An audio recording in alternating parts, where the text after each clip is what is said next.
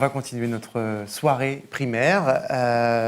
Dans un instant, Stéphane Aliès, qui est là-bas, va me rejoindre, puisqu'on va élargir un peu le regard maintenant pour voir comment les primaires changent ou pas la démocratie dans des endroits aussi différents que l'Europe, les États-Unis ou l'Amérique du Sud. Mais d'abord, le temps de réorganiser un peu le plateau ici et de rajouter des chaises. On va visionner cet extrait vidéo qui date de 2010. Celui que vous allez voir parler dans la vidéo, c'est Olivier Ferrand. Olivier Ferrand, c'était celui qui est à l'origine des primaires ouvertes du Parti socialiste en 2011, qui ont abouti à la désignation de François Hollande comme candidat à la présidentielle. Il était alors président du think tank Terra Nova, proche du PS. 2 ans plus tard, Olivier Ferrand allait devenir député des Bouches-du-Rhône en juin 2012, avant de décéder tragiquement très peu de temps après, à l'été, cet été-là. En tout cas, ce jour-là, en 2010, en octobre 2010, il expliquait plein d'espoir, on va le voir, devant la Fédération socialiste de Paris, aux côtés d'Arnaud Montebourg, qu'on voit aussi dans la vidéo, en quoi les primaires allaient changer la vie politique, en tout cas à gauche. On regarde.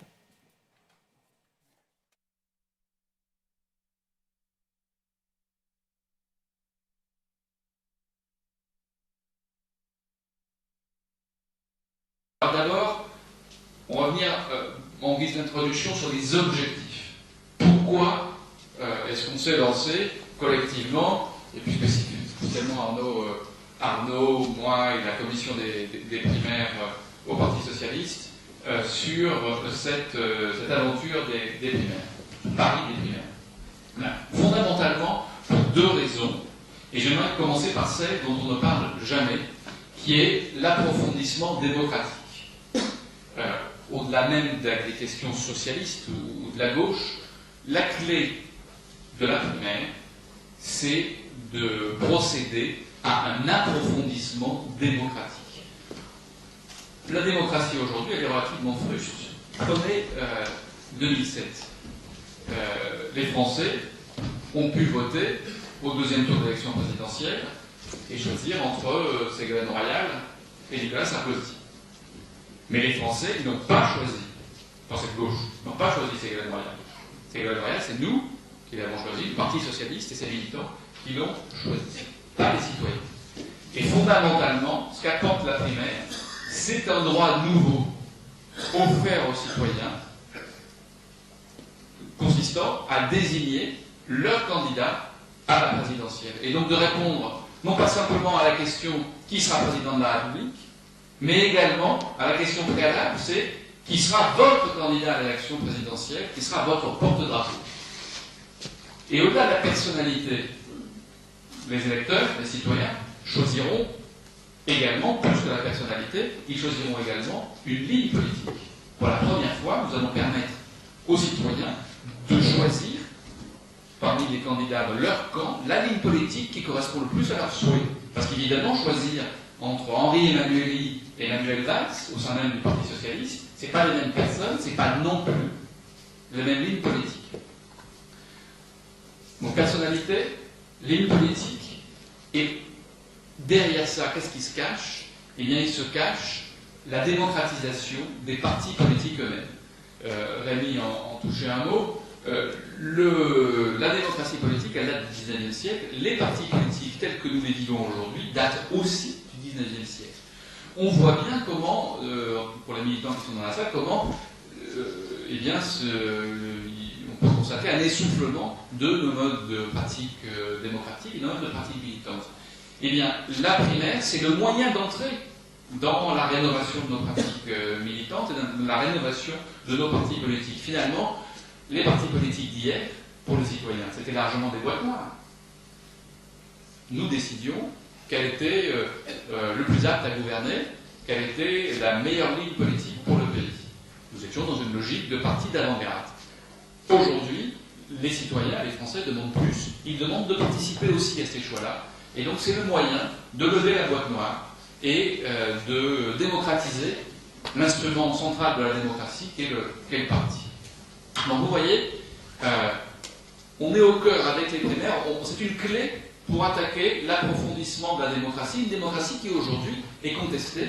On le voit à travers l'abstention, on le voit à travers le vote protestataire, on le voit à travers l'alternance, depuis quelque temps il n'y en a plus beaucoup, mais Voilà, on voit que les Français ne sont pas satisfaits. On a beaucoup parlé de démocratie participative. C'est un élément d'approfondissement. L'autre élément d'approfondissement, c'est pas la démocratie participative, c'est l'approfondissement de la démocratie politique elle-même, de la démocratie électorale elle-même. Alors on nous dit parfois, mais de toute façon, les Français s'en foutent.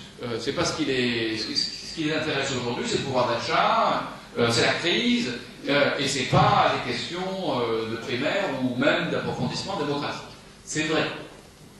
Mais quand on regarde un peu plus dans le détail ce que nous avons fait, on s'aperçoit que ce droit démocratique, quand on le propose, eh bien les citoyens s'en saisissent.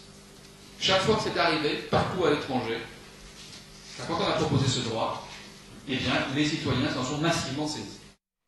Oui, Olivier Ferrand, donc à l'époque très optimiste, promettant un vent nouveau avec les primaires, un afflux de citoyens qui allaient voter et un renouveau de la démocratie. Bon, voilà, les années ont passé, peut-être, sans doute même, beaucoup de ceux qui nous regardent ce soir sont nombreux à penser que la primaire de 2011, vu son résultat et la politique menée par François Hollande, n'a pas tant changé la vie que ça, mais c'est un autre débat. Et en même temps, ça rejoint aussi la question de l'utilité des primaires qu'on va se poser maintenant dans ce débat. Les primaires, donc, c'est pas juste en France, hein, et c'est plutôt d'ailleurs assez récent en France par rapport à d'autres pays. C'est dans plein de pays, déjà, une sorte d'habitude, et on va en parler avec nos invités pour ce dernier plateau. Gaspard Estrada, bonsoir. Bonsoir. Vous êtes politologue, membre de l'Observatoire politique de l'Amérique latine et des Caraïbes. Voilà. Fabien Escalona, bonsoir. Les lecteurs de Mediapart vous connaissent bien, ils vous lisent souvent sur Mediapart. Vous êtes chercheur en sciences politiques à Grenoble, spécialiste de la social-démocratie en Europe. Et Christine Zumelo, bonsoir. Maître de conférence en civilisation américaine à l'Université de la Sorbonne Nouvelle, Paris 3. Stéphane, tu as la parole. Bonjour à tous. Alors oui, on s'est dit quand on a programmé cette soirée autour des primaires de la droite qu'il serait bon d'élargir un petit peu le champ, de faire appel un petit peu à la recherche en sciences politiques pour nous expliquer justement la primaire à la française n'est qu'une primaire à la française parmi plein d'autres modèles de primaire. On a voulu faire venir et en discuter avec plusieurs chercheurs. J'excuse tout de suite Marc Lazare, qui était annoncé, qui est spécialiste de la vie politique italienne, mais qui est cloué au lit par une maladie, par une migraine. Et nous allons, donc, avec nos trois invités, faire un petit peu le tour du monde des primaires. On va commencer en donnant honneur aux plus anciennes, entre guillemets, à savoir les primaires américaines, pour déjà, en guise de préalable, savoir pourquoi elles se sont imposées et pourquoi elles se sont imposées à ce moment-là. Christine Zumelo, aux États-Unis, maintenant les primaires ont plus d'un siècle. Comment elles sont arrivées et pour quelles raisons elles se sont instituées et quel cheminement elles ont connu depuis? Oui, vous avez tout à fait raison. Les primaires aux États-Unis ont un peu plus d'un siècle. Les premières primaires présidentielles, c'est 1912. Donc voilà, un siècle est passé. Elles ont eu un rôle à la fois historique pendant tout le XXe siècle et puis d'un point de vue un peu plus conceptuel aussi politique très vite. Elles ont démarré en 1912 au sein du Parti républicain et donc ça a été l'occasion pour un candidat dissident à l'époque de pouvoir se présenter, être candidat à la présidentielle. Donc c'était Roosevelt contre Taft, Theodore Roosevelt contre Howard Taft, et avec un autre trublion, La Follette, qui est un très très grand progressiste aux États-Unis et qui a marqué véritablement l'histoire des primaires.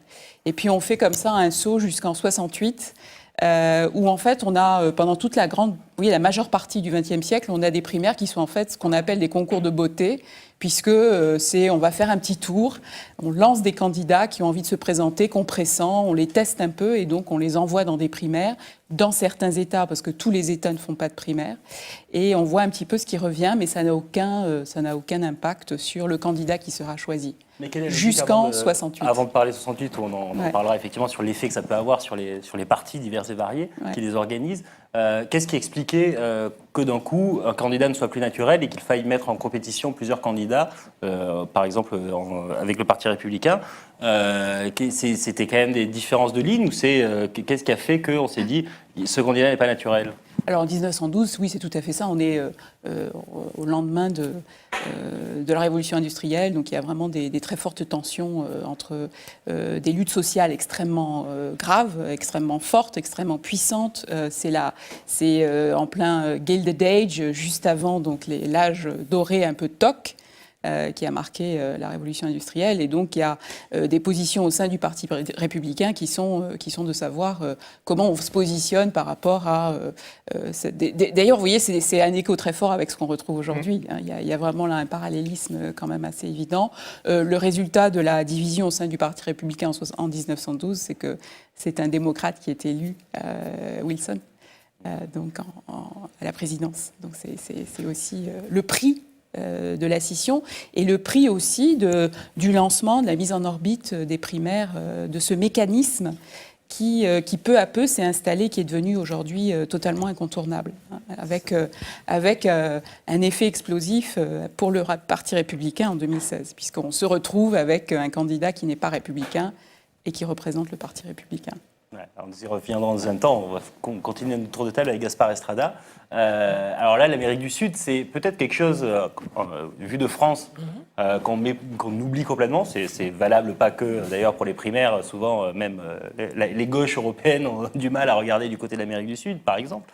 Mais en l'occurrence, les primaires diverses et variées sous diverses formes sont présentes en Amérique du Sud, y compris dans des constitutions, comme en Uruguay, où ça existe où ça a été constitutionnalisé depuis 1997, si je ne m'abuse. Mais ça fait presque 30 ans maintenant qu'il y a des processus divers et variés de primaires à travers toute l'Amérique centrale et du Sud. Oui. Vous avez raison. Ça va de pair, en fait, avec le mouvement de démocratisation, de transition politique qu'a vécu la région, plus ou moins dans son ensemble, depuis la fin des dictatures militaires, donc à la fin des années 70, début des années 80. Il y a une fièvre, on pourrait dire, de participation citoyenne qui va de pair avec l'instauration d'élections libres, mais qui aussi...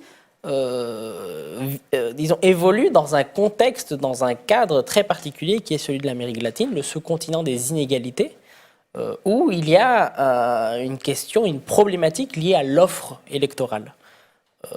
Traditionnellement, les élites politiques ont toujours gouverné l'Amérique latine. C'était le cas lorsqu'il y avait, y compris lorsqu'il y avait des démocraties, mais des démocraties censitaires, où le droit de vote n'était pas universel. Je pense par exemple à des pays tels que le Brésil ou d'autres pays de la région, notamment au XIXe siècle. Et lorsqu'il y a ce processus de transition politique, donc s'il y a cette ouverture, il y a une très grande volonté des mouvements de base, des mouvements notamment urbains. L'Amérique latine est le sous-continent qui est le plus urbanisé du monde, et donc où les concentrations d'inégalités sont les plus frappantes, sont les plus criantes. Et donc ces organisations de base qui sont aussi... pour beaucoup, pour ces mouvements de transition, poussent via les organisations politiques qu'elles ont créées à la participation. Je pense par exemple au Mexique, au Parti de la Révolution démocratique, le PRD, qui a instauré, lorsqu'il a été créé, donc en 1989, puis dans les années, surtout dans les années 90, des mécanismes de primaire pour l'ensemble des postes électifs, que ce soit des postes constitutionnels, c'est-à-dire qui seront donc déterminés au cours d'élections, mais aussi dans les scrutins internes. Et donc cela contribue justement à diversifier le personnel politique, l'offre politique qui est présentée par le parti aux citoyens. Après, cela aussi implique des avantages en termes d'acteurs et surtout des moyens qui sont alloués à ces primaires, dans le sens où ce sont les acteurs qui ont les ressources matérielles, les ressources symboliques, qui, in fine, s'imposent. Et donc, on voit bien, dès les années 90, et notamment au moment des années 2000, je prends le cas du PRD, parce qu'il y a une thèse de doctorat qui a été rédigée, mais un livre, mais à la base, une thèse de doctorat, qui explique bien cela.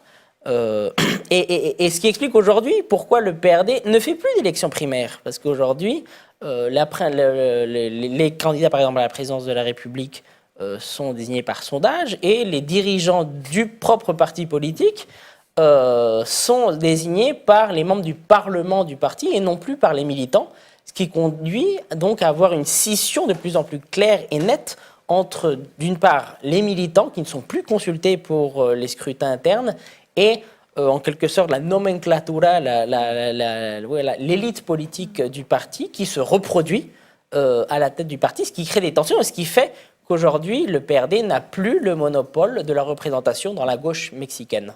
Oui, c'est ça. Oui, maintenant, ils ont institué vraiment le mécanisme de primaire par sondage. Non, et surtout, il y a un plus grave. Il y a un autre parti, Morena, donc le parti de l'ancien candidat du PRD à la présidence de la République, Andrés Manuel López Obrador, qui a été candidat donc, du PRD en 2006 et en 2012, et qui aujourd'hui a quitté le parti. Il a créé son parti à lui, qui n'est pas non plus démocratique que le PRD auparavant, mais en revanche, il porte un espoir et une bonne partie des militants qui se sentent désabusés parce qu'ils n'ont plus la voix au chapitre, en quelque sorte, ont quitté le parti et sont peut-être soit c'est Morena, soit dans d'autres mouvements, ce qui montre bien que au sein du PRD, cette expérience des primaires ne s'est pas révélée très concluante. Oui, c'est ça, parce qu'on a juste, avant de terminer le tour de table avec Fabien, on a quand même... Ici, quand on nous parle des primaires, encore ce soir, là, le débat sur la droite, alors évidemment, c'est des aires géographiques différentes, mais enfin quand même, à chaque fois, la promesse est de dire ça va apporter un vent nouveau, ça va démocratiser, ça va ouvrir la société. Bon, on voit en soi que c'est pas quand même une condition suffisante, quoi. C'est pas la solution miracle qu'on nous présente parfois. Et c'est pareil sur les États-Unis avec les deux candidats qu'on a aujourd'hui, qui sont quand même les deux candidats les plus détestés, chacun dans leur camp. Comme toujours, c'est toujours un peu ambigu ou nuancé. C'est-à-dire, d'un point de vue, on peut dire qu'effectivement, si on fait des statistiques, on peut voir que l'origine sociale des élus du PRD, pour reprendre l'exemple de cette thèse, s'est diversifiée au cours des années 90, puisqu'ils représentaient bien au Mexique, ils représentaient bien justement le poids de ces mouvements urbains populaires qui ont justement contribué en bonne mesure à l'assise électorale de ce parti. Mais par la suite, cela aussi a contribué à notabiliser ces élus qui sont devenus aussi dépendants de leur poste, justement dans une logique aussi de reproduction. Et ils sont devenus en quelque sorte des caciques, des entrepreneurs du militantisme. Et leur survie dépendait en fait de l'existence donc, de ces mécanismes de primaire qui de fait excluent des personnes qui n'ont pas accès à ces réseaux, à ces ressources, pour justement être élus. Et donc, à partir de ce moment-là, le mécanisme, en gros, se dévoie dans le sens où ce sont uniquement les militants qui ont accès à ces ressources qui, in fine, sont élus. Ouais, c'est ça un peu ce qui se passe quand même aux États-Unis, puisque quand même l'accès à la primaire, on ne va pas dire qu'il est facile pour des gens qui viennent, c'est-à-dire qu'il faut juste énormément d'argent, des millions d'euros. Donald Trump qui fait primaire sur qui mène la primaire sur sa fortune personnelle. Hillary Clinton qui est soutenue par un parti démocrate qui elle-même lève beaucoup d'argent. Bernie Sanders aussi lui-même a besoin de beaucoup d'argent, plutôt de petits donateurs à $27 comme il le dit tout le temps pour faire sa primaire. Donc l'accès à la primaire n'est pas non plus évident. Enfin, je veux dire même aux États-Unis. Oui, tout à fait. D'ailleurs, il y a une expression qui est utilisée de plus en plus, qui est la primaire invisible. C'est-à-dire qu'avant l'année où la primaire commence, qui est l'année présidentielle, en fait, il y a une date totalement vague, indéterminée, qui peut commencer 2 ans, 3 ans, 4 ans avant, où on est dans le royaume de la primaire invisible. C'est-à-dire des candidats qui essayent d'aller voir dans les États, alors l'Iowa, le New Hampshire, on fait des voyages, on va faire une descente en canoë de la rivière Connecticut parce qu'on rencontre des gens. Voilà. Donc ça, c'est des choses qui se font en catimini, qui se font bien avant l'année présidentielle. Et le but est évidemment de voir comment réagit le terrain. Voilà. Et évidemment, ça suppose de l'argent. Et on peut le dire également en Amérique latine, parce que le fait justement d'avoir une exposition médiatique exige justement d'être être présent dans le terrain très en amont. Et donc, de ce point de vue-là, étant donné que ces mécanismes-là sont donc dans la loi, y compris constitutionnalisés dans certains des pays d'Amérique latine, il devient une exigence, en fait, cela devient une exigence pour les candidats d'être présents sur le terrain très en amont et donc de recruter des photographes, des caméramans, des conseillers en communication d'ailleurs qui, dans le cadre de l'Amérique latine, ont été fortement influencés par les expériences des États-Unis. Il ne faut pas oublier qu'au moment des transitions politiques lorsqu'il y a ce qu'on appelle aux États-Unis les off years, c'est-à-dire lorsqu'on n'est pas dans le cycle électoral proprement dit, une bonne partie des conseillers en communication des États-Unis, soient-ils républicains ou démocrates, allaient en Amérique latine financés par les fondations des partis politiques, justement pour promouvoir la démocratie à travers les campagnes électorales. Et donc, ces conseillers en communication ont aussi contribué à rendre populaire cette idée de primaire, non seulement dans l'idéal démocratique des fondations de ces partis,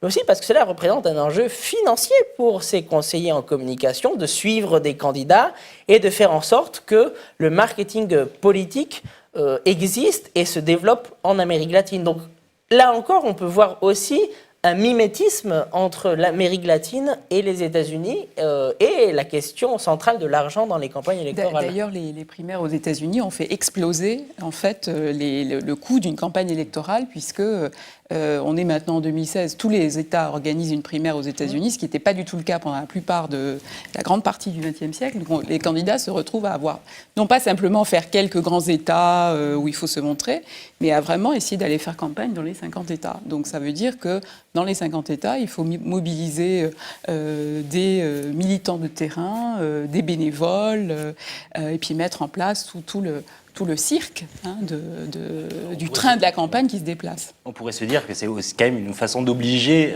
les candidats à aller au contact de leurs électeurs, de leurs citoyens. Et on pourrait aussi objecter que Bernie Sanders n'est pas un milliardaire et a quand même malgré tout réussi à plus qu'exister dans cette primaire démocrate récente aux États-Unis. Que Barack Obama est quand même, a surgi un petit peu grâce à ce mécanisme de primaire. On va y revenir parce que je voudrais qu'on revienne quand même de ce côté-ci de l'Atlantique, dans cette vieille Europe qui est peut-être moins en proie, enfin en tout cas contrôle plus les financements politiques, donc, et a moins d'expérience en termes de pratique de la primaire. Fabien Escalona, donc, vous êtes chercheur à Grenoble, vous êtes un spécialiste de la social-démocratie en Europe. En Italie, on peut dater, alors peut-être qu'il y a quelques exceptions, avec notamment dans le PASOK, mais j'ai oublié de réviser juste avant de venir, donc je ne suis plus sûr de ce que je vais dire. Mais ce qui marque l'entrée de la primaire sur le continent européen, c'est 2005, la primaire du Parti démocrate de Romano Prodi en Italie. Oui, et puis en plus, c'est ça aussi qui va être un des éléments de la carte d'identité de ce qui va être le Parti démocrate, qui est aujourd'hui le parti de Matteo Renzi. Il y a certains auteurs italiens qui parlent de mystique de la primaire au Parti démocrate. C'est vraiment leur identité. Et d'ailleurs, eux, ils le déclinent. C'est ça leur originalité, non seulement pour le candidat pour l'exécutif, mais pour tous les postes exécutifs, c'est-à-dire les maires, les présidents de collectivités territoriales. Pour les députés maintenant. Alors c'est permis pour les députés. Alors justement, c'est un peu plus discuté, c'est un peu plus complexe, mais en tout cas c'est très répandu. Et de ce point de vue-là, on voit aussi.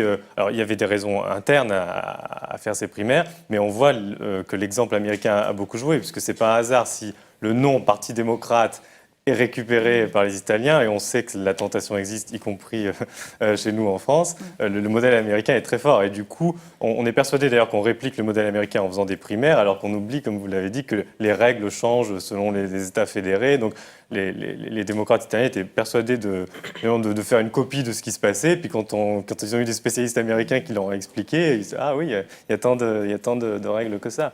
Mais moi, je dirais que je ferais remonter un peu plus tôt quand même cette diffusion de primaires, parce que, comme vous l'avez dit tout à l'heure, il y a plusieurs sortes de primaires. C'est-à-dire que là, on parle beaucoup des primaires pour les candidatures présidentielles, mais on parle aussi de primaires des fois juste en interne, c'est-à-dire pour la tête du parti. Et de ce point de vue-là, pour la social-démocratie que je connais un peu mieux, c'est vrai qu'on observe vraiment, surtout depuis la fin des années 90 et tout au long des années 2000, une multiplication de ce genre de dispositifs, que ce soit à l'intérieur du parti ou pour les élections, pour désigner un Premier ministre ou un président de la République. Et ça s'inscrit plus largement dans un ensemble de dispositifs qui sont censés faire participer davantage les membres ordinaires et ouvrir le parti sur la société. Et ça répond du coup à des critiques sur les partis qui seraient devenus des machines bureaucratisées, coupées de la société. Et du coup, pour moi, j'interprète ce boom, entre guillemets, des primaires en Europe comme un besoin des dirigeants politiques de se relégitimer. Alors, du coup, on comprend aussi pourquoi il y a certaines primaires qui peuvent être verrouillées, parce que c'est une façon de reproduire leur pouvoir, bien sûr. Mais il y a ce besoin de relégitimation. C'est pour ça que c'était très intéressant d'entendre qu'aux États-Unis, eh bien oui, il y avait les dégâts de ce qu'on pourrait appeler la première mondialisation, qui font que les appareils oligarchiques ont été pressés d'ouvrir leur processus de sélection. Et on pourrait dire qu'il y a une tendance similaire en Europe, où il y a eu ce besoin de prouver quelque part qu'on s'ouvrait davantage aux pressions populaires, même si c'est plus ou moins vrai ensuite. Stéphane. Oui, pardon. Non, mais c'est vrai qu'en Italie, vous parliez la mystique, il y avait aussi une expression qui est à l'époque, parce qu'il y avait quand même 4,5 millions de votants pour une primaire absolument pas concurrentielle, c'est-à-dire où il y avait 12 candidats, mais Prodi était sûr d'être élu. On parlait de la jubilation participative pour évoquer les citoyens qui descendaient sur les places. C'était un peu à l'italienne, il n'y avait pas Cambadélis aurait adoré, quoi. On pouvait quand même faire à peu près voter à peu près comme on voulait sur les places, chez les gens. Ouais. Tout était, mais c'était quand même un appel d'air un peu démocratique.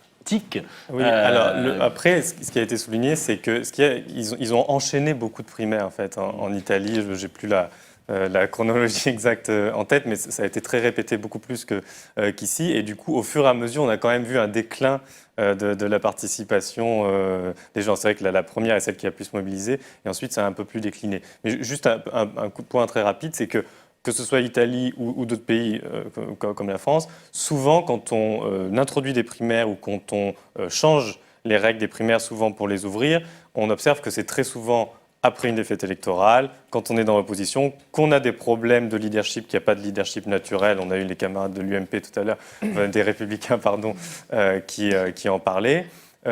Et donc toutes ces raisons poussent à ce genre de dispositif qui permet de trancher des questions de leadership avec, en plus de ça, l'effet contagion. On parlait de l'exemple américain, mais à l'intérieur même des pays, on le voit bien ici avec le PS et les Républicains, c'est qu'une fois qu'un grand parti de pouvoir a adopté ce dispositif, donc ça incite les autres partis, par mimétisme, à le copier pour ne pas être en retard, quelque part, d'une innovation. Oui, mais alors, si on regarde, moi j'ai une question bête, en fait. Et probablement que la réponse est « ça dépend ». Mais je la pose quand même. Si à chaque fois, en fait, la primaire suscite, on parle plutôt du cadre européen, mais peut-être que ça fera écho à ce que vous pensez, notamment sur les États-Unis, si à chaque fois ça suscite un enthousiasme, une sorte de jubilation et cette espèce de volonté des uns des autres de faire ça parce que justement c'est moderne et qu'il faut le faire et qu'on est aussi dans le système médiatique dont vous avez parlé qui fait que donc il y a cet ensemble. Donc la primaire est assez adaptée à la façon de faire de la politique aujourd'hui et donc produit aussi une sorte de mouvement démocratique. Mais est-ce que ça change la politique? Question très vaste. Mais est-ce que du fait ça fait du renouvellement? Ou est-ce que de fait, ça ne fait que, je trouve qu'à ce titre-là, le débat qu'on a eu au début avec les représentants des Républicains était assez clair. On a des gens qui ont besoin vraiment de se relégitimer auprès des électeurs.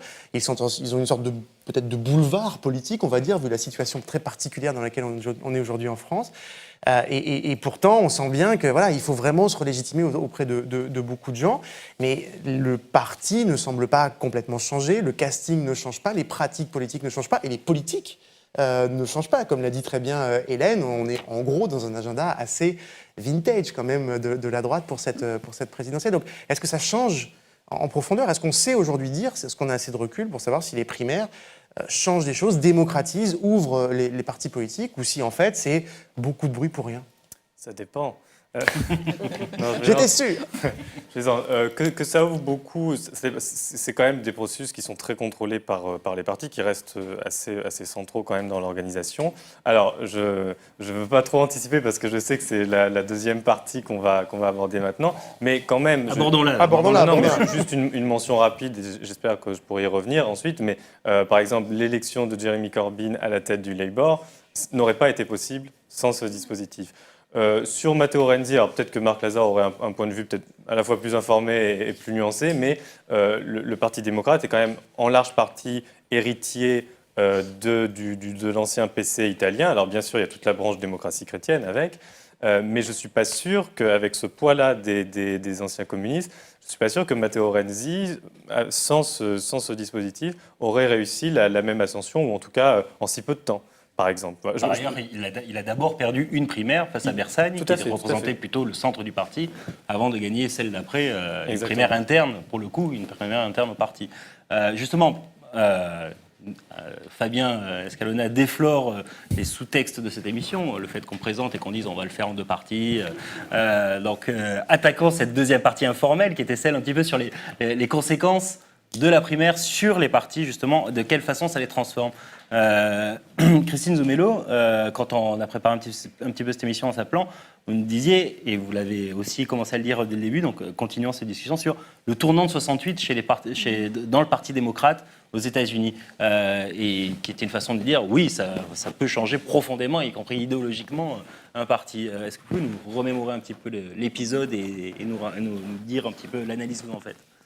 Oui, c'était un grand épisode pas uniquement d'ailleurs de l'histoire des primaires aux États-Unis. C'est vraiment donc convention démocrate à Chicago en 1968 et la période des primaires, donc le printemps 68 aux États-Unis, c'est aussi le printemps où les États-Unis sont dans la guerre du Vietnam.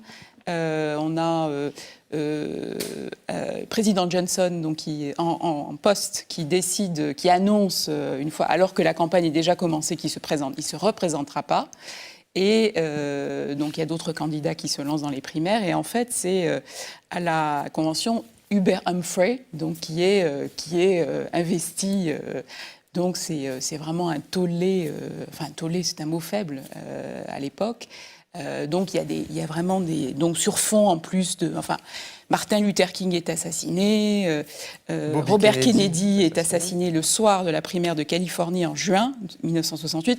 Donc voilà, il y a une tension, une forme de révolte fondamentale sociale aux États-Unis très très forte, et sur cela s'ajoute le fait qu'un candidat qui n'apparaît comme absolument pas légitime devient le porte-drapeau du Parti démocrate. Pour quelle raison, juste Donc voilà, et donc Johnson donc le Parti démocrate pensait avec Humphrey donc pouvoir trouver quelqu'un qui soit qui puisse porter le Parti son démocrate. vice-président. Absolument. Ouais. Voilà. Donc c'est le second best. Logique. Voilà, absolument. Mais logique politique. Bon, enfin, l'histoire a montré que c'était pas une bonne idée. Puisque Nixon a gagné. Nixon a gagné. Voilà. Nixon a gagné en s'engageant à gagner la paix au Vietnam. Enfin, donc. Mais l'intérêt aussi de cette convention de 68 démocrate, c'est que le Parti démocrate se lance dans toute une série de réformes de la façon dont vont se passer les primaires aux États-Unis.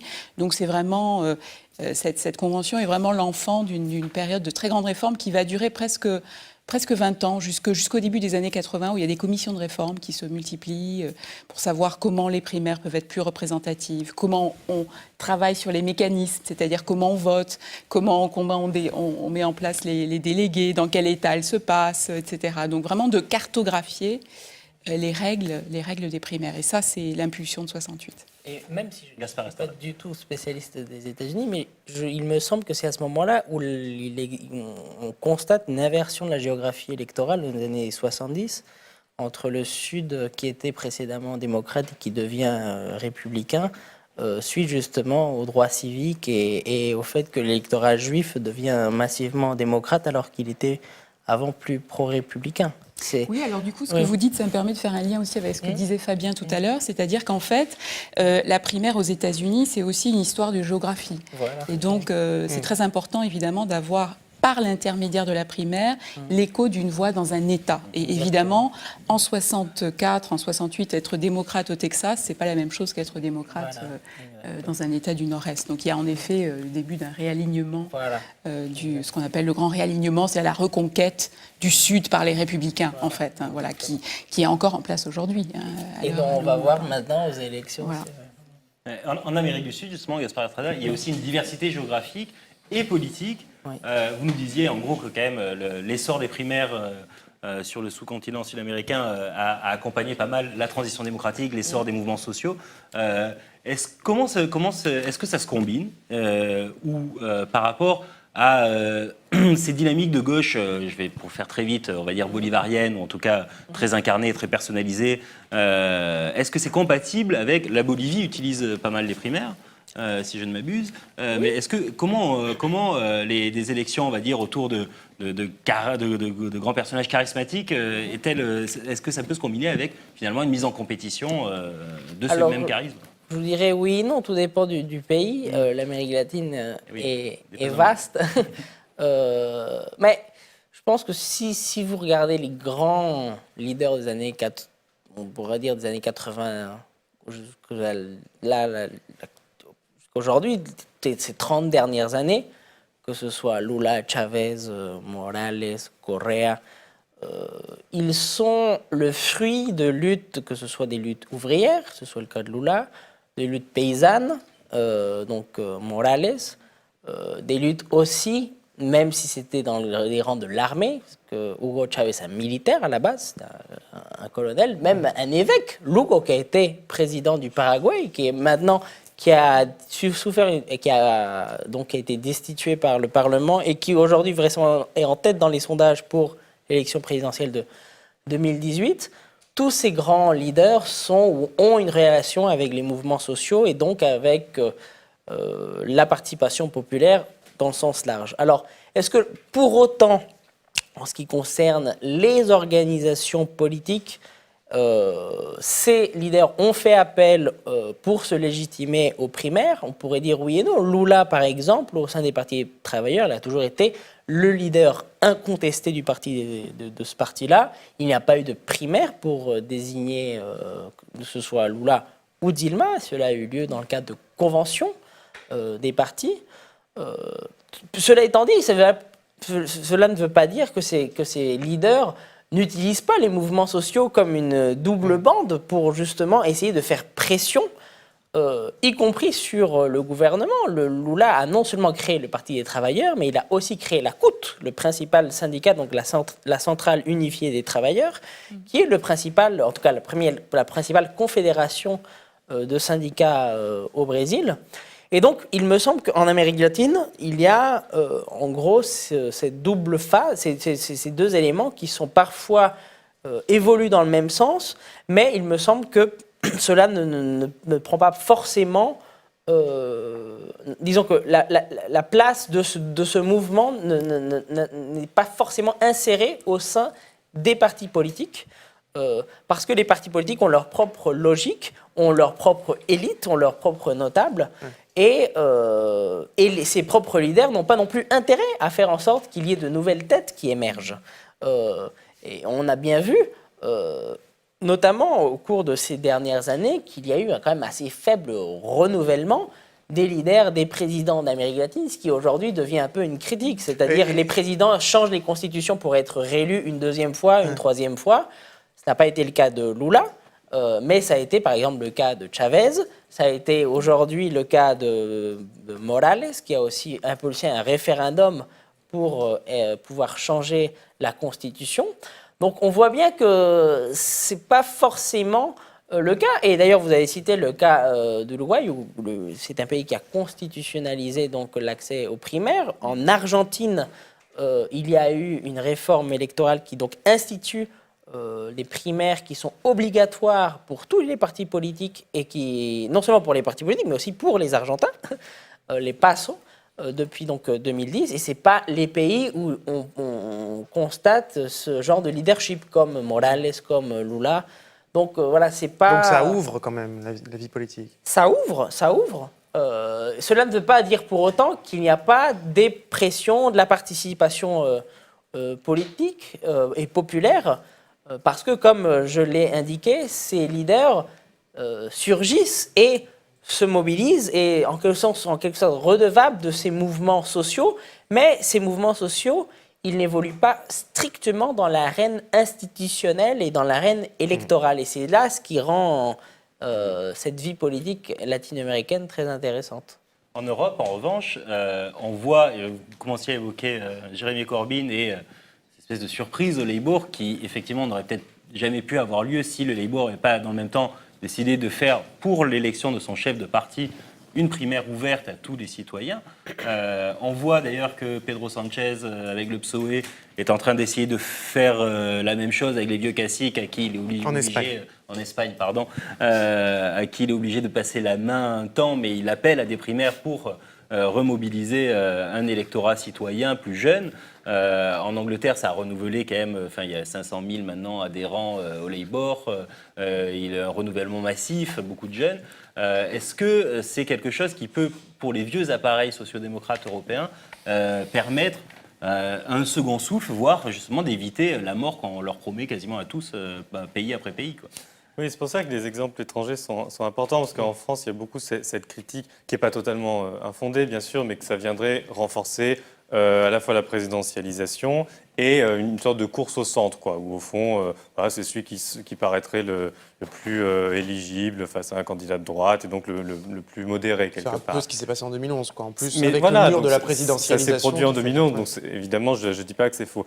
Mais quand même, c'est-à-dire que je pense que selon à la fois les modalités de la primaire, selon le contexte aussi, et selon les entrepreneurs politiques qui se saisissent ou pas de la primaire et le comportement des citoyens, on peut avoir, pour le coup, des effets très divers. En fait. Donc, le point que je défendrai, c'est plutôt que je ne crois pas que le dispositif des primaires en tant que tel ait des effets unilatéraux qui s'observeraient à toutes les élections dans tous les pays. Et alors, donc, voilà, il y a l'exemple du Labour qui est incontournable, puisque la réforme de la primaire interne, elle date de 2014, elle est récente. À cette époque-là, c'est peu disputé dans l'appareil, tout le monde est assez d'accord. Les députés, certes, abandonnent du pouvoir, mais ils ne se rendent pas tout à fait compte de ce que ça va signifier. Et évidemment, personne n'imagine qu'un type venant de la faction la plus à gauche du parti va gagner cette primaire. Or, ça se produit, et en l'occurrence, c'est Jeremy Corbyn qui, encore une fois, voilà, profite de toutes les nouvelles règles qui font que le groupe parlementaire est toujours important quand même pour désigner ceux qui ont le droit de candidater. Et donc c'est là où, rétrospectivement, ils peuvent dire qu'ils ont fait une grosse bêtise parce qu'ils lui ont filé des signatures pour le goût du pluralisme, ce qui est à leur honneur, mais ce qui leur est revenu ensuite en plein visage. Par contre, après, c'était vraiment les membres ordinaires, les sympathisants et les membres des sociétés affiliées qui ont voté. Et il n'y avait pas de poids du groupe parlementaire pour rééquilibrer ce vote-là. Donc du coup, la victoire a été massive. Et si on prend un autre exemple, si on prend l'exemple français, là aussi, c'est intéressant parce que c'est contrasté. C'est-à-dire, évidemment, ça favorise la présidentialisation, on l'a dit. Hollande, il y avait l'aspect modéré, course au centre. Et en même temps, on voit bien que les Français ont fait le choix à la fois d'avoir la primaire pour le candidat à la présidentielle ou la candidate, et en même temps, ils ont fait l'élection au suffrage universel des membres pour la tête du parti. Sauf qu'ils n'ont pas relié les deux élections entre eux. Du coup, on peut avoir ce qui s'est passé en 2011, on peut avoir quelqu'un qui gagne la primaire pour la présidentielle, Hollande, et qui est déconnecté de ce qui s'est passé dans le parti, où c'était Martine Aubry qui avait dirigé le parti. Et du coup, on s'aperçoit que paradoxalement, alors que la primaire est censée consacrer la figure présidentielle, etc., François Hollande, aussi par les choix politiques qu'il a fait, s'est retrouvé avec un parti qui était peu discipliné, et surtout un groupe parlementaire qui était peu discipliné par rapport à ce qui se passait auparavant. Donc on voit bien qu'il y a là une sorte d'effet qui était sans doute pas attendu et pas voulu par les promoteurs de la primaire. Et pareil, pour vous donner l'exemple du PSOE, alors là c'est intéressant aussi, parce que même si Sanchez, c'est pas quelqu'un à la Corbyn, donc c'est pas une grande figure de l'aile gauche, mais disons que son choix de ne pas favoriser un gouvernement de droite, parce que donc, tout le monde a un peu du mal à trouver une majorité là, pour former un gouvernement, sauf que c'est quand même la droite qui paraît la mieux placée. Et le conflit porte là-dessus, Sanchez disant « je n'accorderai pas mon soutien », les députés PSOE accorderont pas leur soutien. Et les barons, les caciques socialistes du parti ont dit on va pas suivre cette ligne dure. Et effectivement, Sanchez a voulu s'appuyer sur la base militante pour conforter son option. Et les barons, pour le coup, maintenant que ça servait leurs intérêts, ont dit non, les primaires, ça suffit, t'es bien gentil, on va pas les faire et tu vas dégager. Et le résultat, il a démissionné. De la même façon, Christine Zumelo, par rapport à cette idée que nous, on a pu constater en France, qu'une primaire semble droitiser aussi bien le Parti socialiste quand elle en fait une que les Républicains, on l'a vu tout à l'heure.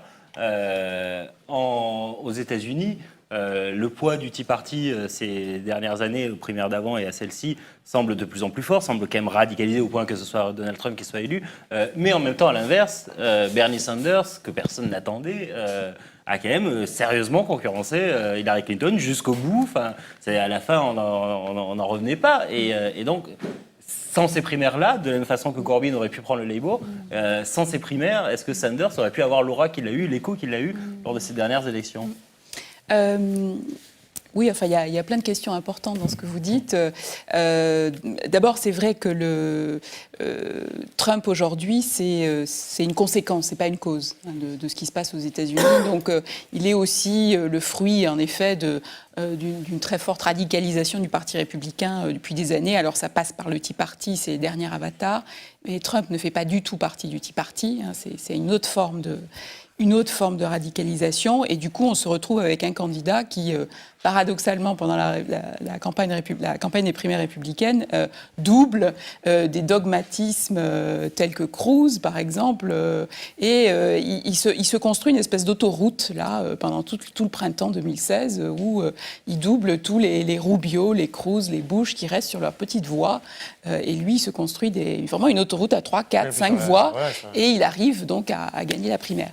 Sanders, et c'est d'ailleurs intéressant de voir que, pardon, Trump en parlait encore hier dans le dernier débat, d'une certaine manière, il dit qu'il a des points communs avec Sanders, c'est-à-dire son rejet de l'establishment, le fait que... Pour mieux enfoncer Hillary Clinton à chaque fois, oui, c'est ça. Évidemment, peut-être quand même le point sur lequel, je dis ça ironiquement, ils ne se rejoignent pas, c'est son côté entertainment, média, etc., que Sanders a aussi rejeté.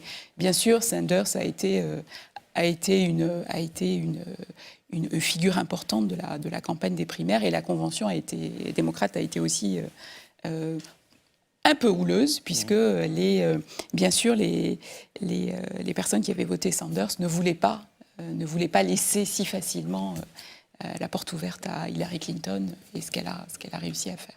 On pourrait poser encore plein de questions sur le rôle des sondages, est-ce que ça provoque des scissions, enfin, on pourrait encore continuer ce débat des heures, mais malheureusement nous avons quand même des impératifs horaires. Oui, on pourrait quand même juste finir pour noter une singularité française dans la primaire, c'est que pour l'instant, à ma connaissance, mais vous avez le droit de me démentir si je dis une bêtise, on est quand même le premier pays où on propose une primaire avec le président sortant possiblement candidat face à des concurrents sérieux. Ce qui aux États-Unis ne s'est jamais fait. Voilà, le sortant n'a pas de concurrent à la primaire. La France innove.